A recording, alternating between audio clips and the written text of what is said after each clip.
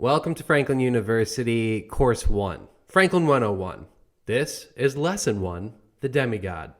Now, if you missed the first two videos, I urge you to pause on this and then go back and watch those and then come watch this. But before we go any further, I'd like to give you some context about the primary source of our project, which is my rap album, B. Franklin Corrected and Amended. Now, this can be best described as a hip opera of the autobiography of Benjamin Franklin, aka me. Is it arrogant to have two autobiographies? Absolutely. Anyways, the album is broken down into 4 volumes, and they cover my entire life, from my youth all the way to my death. Now, each of the volumes actually covers one overarching theme. Volume 1, The Heretic, covers my early years, from my childhood in Boston to the time I settled down in Philadelphia. During this time, I grapple a lot with the contradictions of organized religion as I try to determine what my true faith is.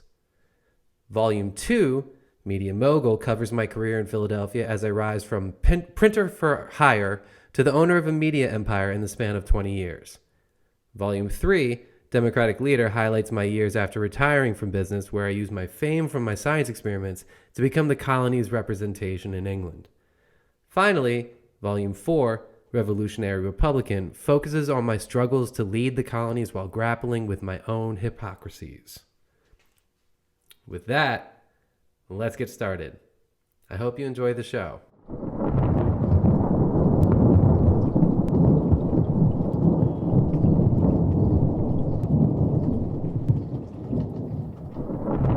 The body of B. Franklin, printer, like the cover of an old book, its contents torn out and stripped of its lettering and gilding, lies here, food for worms. But the work shall not wholly be lost, for it will, as he believed, appear once more, in a new and more perfect edition, corrected and amended by the author. He was born on January 6, 1706, died April 17, 1790, resurrected in 2019. I'm America's Aristotle, my logic rivals the Bible. Philly's philosophical Americano model, second coming of the grandfather. Here's my tabernacle. I'm holding all the power, everybody's golden idol. My followers, the fathers, 56 disciples, got a posse of apostles, and my title runs for miles. I'm a printer, a writer, diplomatically delightful, inventor, leader, educator, everybody smile. Sharper than a knife, I sharpen minds like a file. The doctor's got a scalpel, open minds, I'll make you mindful. Chosen one, I'll pour that pure cure off from my vial. It's that good stuff, lightning in a motherfucking bottle. It's chosen by the gods. It's the hour of my arrival. The free world's on fire, Lady Liberty's defiled. I'll revise my book, an autobiographical revival. Recite a dissertation on why I'm a demigod, bro. Do you have it? Did I go too fast? Do you have it? Did I go too fast? I'm Benjamin Franklin, I'm back from the past, about to show you how to make a legacy last. Did you like those animations? Don't get used to them. I could only afford to have them in one song. Pay me. Now, you know how I said at the beginning, like in the first video, that this was actually not supposed to be a vanity project, but was rather for civic duty? I meant it. Actually, you said it was 90-10. Thanks, John. If you notice, John Adams will be popping in occasionally. That's because he's here to basically be like a color commentary to me. He's going to play like a second fiddle. Or should I call it a little fiddle? Anyway, before we go any further, I'd like to tell you a wonderful story I heard about George Washington. Now, this story is going to set the tone for my message for this lesson.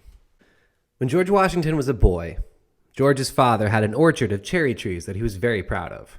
George knew this, but this knowledge did not stop him from one day taking an axe and chopping one of his father's beloved cherry trees down. His reason for this wanton destruction is unknown. Probably it was because he was a young boy, and boys have inclinations towards destruction. Now, when his father came out and saw this, he was, needless to say, beside himself with rage.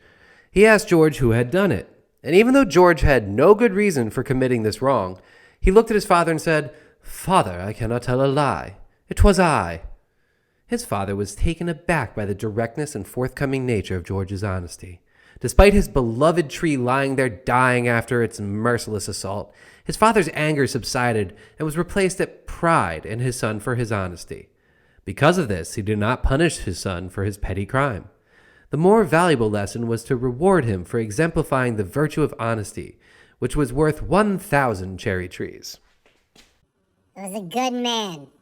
He came from good stock. Yes, but that's not the story I was trying to talk about. What? Don't get me wrong. The story is a great story. It has all those wonderful civic virtues of honesty and dignity that we really want to promote. And America loves this story as well. I mean, we teach it to children in school. And the whole point is to teach them about the goodness of honesty. And it teaches the kids not to tell a lie. But that story is a lie. It's one of the many lies that were made up by George Washington's first biographer after he died. His name was Mason Locke Weems. In the 1790s, the country was weak and bitterly divided between the Hamilton and Jefferson factions. It's a miracle the country did not fall into civil war in the 1790s. There was no loyalty to the Constitution. It wasn't even 10 years old yet. The only reason we didn't fall apart was because of an almost unanimous admiration of Washington from both sides. After he died, the country lost that unifier, and we were in a bad position. I mean, who are we going to rely on to unify the states?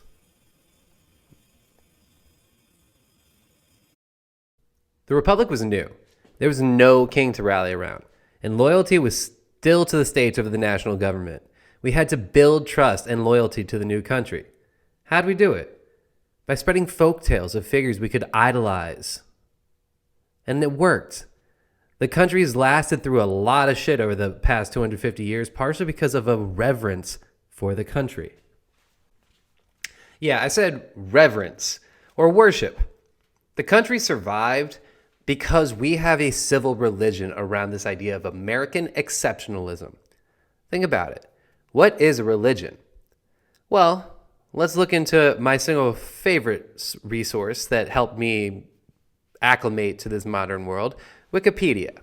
Why are you telling them that they can use Wikipedia? It can't be a trusted source. What are you talking about? You can absolutely use Wikipedia, John. Now, please. But you can't always trust Wiki. Shh. Shh. Shh. Shh. Shh. Shh. Shh. Shh. Shh. Shh. Anyway, Wikipedia says religion is a social cultural system of designated behaviors and practices, morals, beliefs, worldviews, texts, sanctified places, prophecies, ethics, or organizations that relates humanity to supernatural, transcendental, and spiritual elements. It goes on. Traditionally, faith in addition to reason has been considered a source of religious beliefs.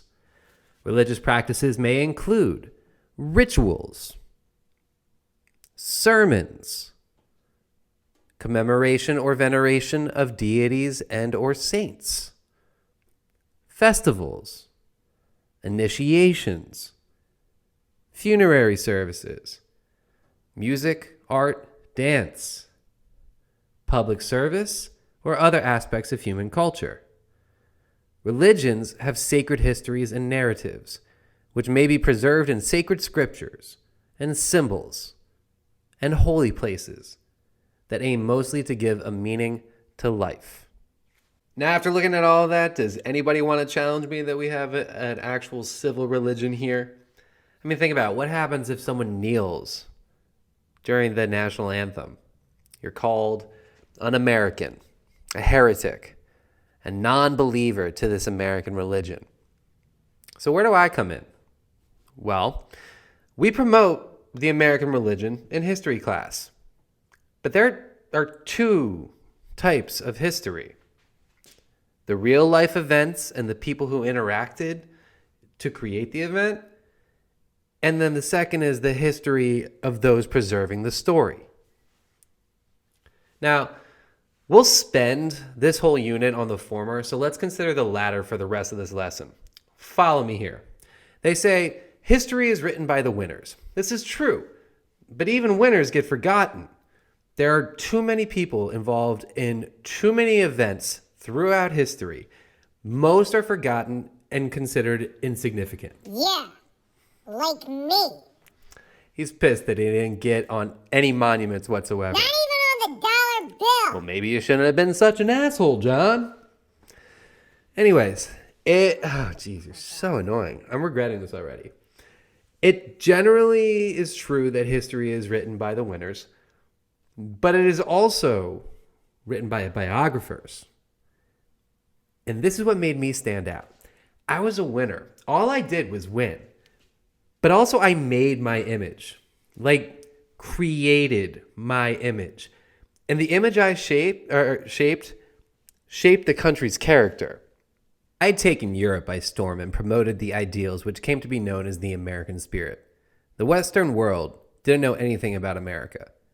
Very few knew any of its people personally. I was the first American they saw. The first American they learned about. The first American. I crafted my reputation like a carpenter, piece by piece. I was Ben Franklin, a.k.a. the Doctor, Monsieur Electrique, the enlightened jack of all trades. I promoted the ideals of democracy and made Europe fall in love with the American image. My image. Question. Who wrote the most famous biography of Benjamin Franklin? I'll give you a hint.